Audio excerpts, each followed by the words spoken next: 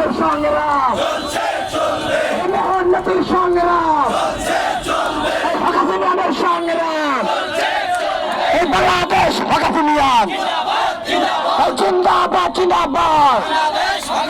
যেই হাতে হকার মারে, যেই হাতে বলজার মারে,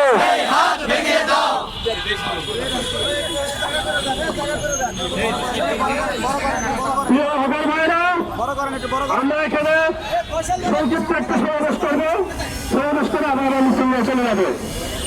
আপনারা জানেন আমাদের এখন মিছিল করার কোনো কথা ছিল না, আমাদের এখন দোকান করার কথা ছিল। কারণ আমার মাস শেষ হয়ে গেছে, আমার বাচ্চার বেতন দিতে হবে, মাসিক বাজার করতে হবে। কিন্তু এমন আমরা একটা কপাল নিয়ে কিছু নিচ্ছি।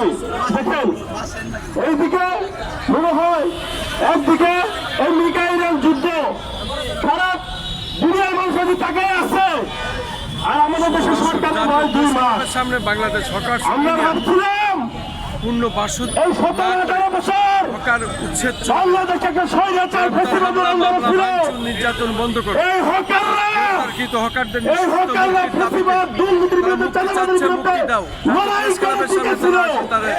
বিক্ষোভ সমাবেশ এবং এই জুলাই আন্দোলনে আমার হকারকে জীবন দেয় নাই, আমার হকারকে গ্রেফতার হয় নাই। আমরা কি অন্যায় করলাম রে ভাই? দেশের মধ্যে এত দুর্নীতি চলতেছে, লুটপাট চলতেছে, সন্ত্রাসী চলতেছে, অন্যদিকে না ধরে ওইদিকে না তাকায় আপনারা আগের সরকারের মতো চেষ্টা করতেছেন। প্রথম বিসমিল্লাহ বলেই আপনারা হকার উচ্ছেদ শুরু করে দিলেন। আপনাদের ম্যানিফেস্টোরে আছে পুনর্বাসন ছাড়া কোনো হকার উচ্ছেদ করা যাবে না।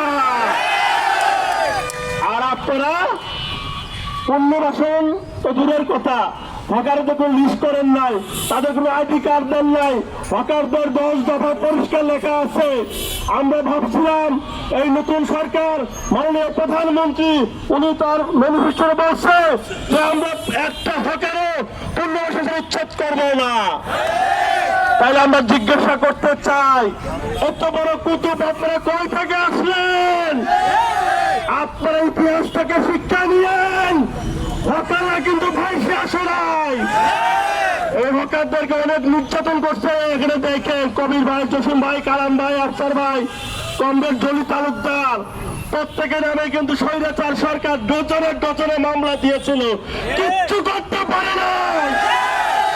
আর নতুন বৈরাগী শাসন আপনারা বিএনপি কমিশনকে আমরা অনুরোধ করতে চাই, আমরা শান্তিপূর্ণ ভাবে ভাই দোকানটা করতেছি, আমাদেরকে আপনার লোন দেন নাই, আমাদেরকে টাকা দেন নাই, আমরা আপনাদের পলট চাই নাই, আমরা ইউরোপে যেতে চাই নাই, আমরা বৃষ্টিতে ঘুরে ভিজে হতো ওদের পরে ধুলা ময়লার মধ্যে কষ্ট করে হক ভাবে ইনসাফ ভাবে দোকানটা করে খাই।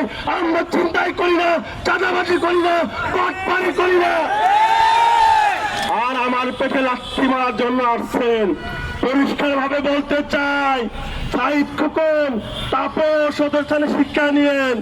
আর মেহনা আমাদের দক্ষিণের মাননীয় প্রশাসক, তার প্রতি শ্রদ্ধা রেখে বলতে চাই, আপনাদের মুক্তিযোদ্ধা হকার ইউনিয়নের আন্দোলন সম্বন্ধে আপনার জানা আছে, অতএব একটু মনে করাই দিতে চাই, যদি হকারকে পেটে লাথি মারা হয় আর এই যদি আমার খিদে আগুন জ্বলে, হকারের পেটে যদি খিদে আগুন জ্বলে, তার পরিবারের খিদে যদি আগুন জ্বলে, তার শিশু বাচ্চা খিদে যদি আগুন জ্বলে, সেই আগুনের জলে পড়ে সরকার হয়ে যাবেন আপনারা।